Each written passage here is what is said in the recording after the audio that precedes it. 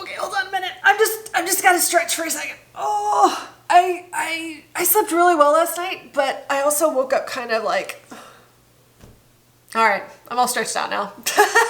Hey guys, welcome back to my channel. My name is Summer Meyers. I'm a homeschool mom of 6 kids, and on this channel we talk about all things homeschool. And today we're going to be talking about what my kindergartner is going to be doing for this upcoming school year. So let's go right into it. I'm not gonna fool around. I'm not gonna waste your time or mine. We're just gonna go right into it.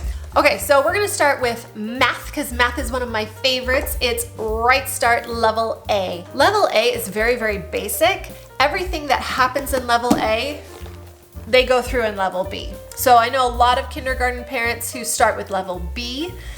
I am going to be doing Level A because we started just as she turned 5. If it takes us the entire year because we're going slow and enjoying just doing the kindergarten thing, great, fantastic. If she finishes really fast, also not a big deal because I know we're going to be reviewing a lot of those same concepts in Level B just at a quicker pace.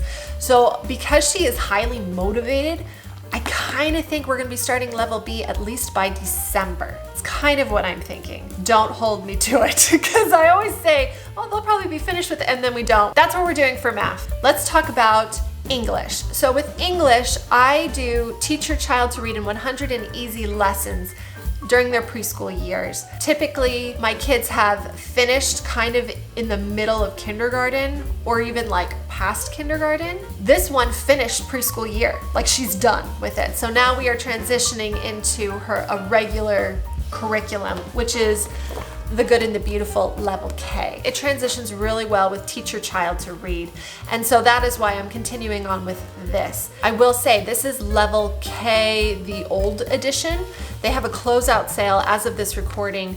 It's like 50% off or something. It's a really good price, and which is why I bought it. They have a new edition coming out. I have not looked at it. The biggest complaint that a lot of people have with The Good and the Beautiful is that it moves through things rather quickly. It's a little bit advanced for Level K. It's a little bit higher up. And so I think they're going to be addressing that and making it more standard. I knew this book. I had already taught from it, so I'm happy to use this edition, and we'll look at the new edition when I have a new kindergartner. I also got the Good and the Beautiful Handwriting. I really like the Good and the Beautiful's handwriting. We have used Handwriting Without Tears in the past, also a really stellar program. However, I feel like you miss out a lot without the teacher's editions. I don't see that being necessary for handwriting, like all that extra work. This does it without you worrying about teaching it. I also love that it incorporates a lot of drawing skills and watercolors, and like there's a lot of natural play in this book, and so that's why I like using it. Whether or not I'll like it as this like fun-sized edition, I don't know. I think maybe when my toddler gets into kindergarten age, what I might do is use the PDF, print it off, and have Staples spiral bound it for me. I think that might be what I end up doing because I really do not like how small it is. I don't like how small it is. It's okay. It'll work for this year. I'm not gonna sweat it. The biggest thing with kindergarten is reading, at least for me. That's what I primarily focus on. I have these little mini readers. I got these at a preschool closeout sale. They are just basic readers. There's nothing super fantastic about them. However, they were cheap and that's why I got them. The thing with early readers is that they're pretty standard across the board.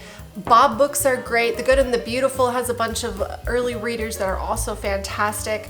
I just would not drop a ton of money on early readers. I also want to say you don't need a ton of early readers because what you want to do is have them reread the same stories over and over and over again. We typically do science as a family group subject, but because I'm now having older tween middle school kids and I also have kind of young early elementary school kids, I've decided to split their science up into 2 different groups. And Mystery Science sets this up really, really well for our family. They're currently doing the plant and animal unit. I think it's about like 8 lessons or something. My kids have been enjoying it like no other. And I'm not sponsored by them or anything. They don't know I exist. We just really, really like it. It's very hands-on. There's a bunch of little projects that are very easy to, with household items. I can just grab stuff around the house. We got a membership this year, so we could do multiple grade levels for the year.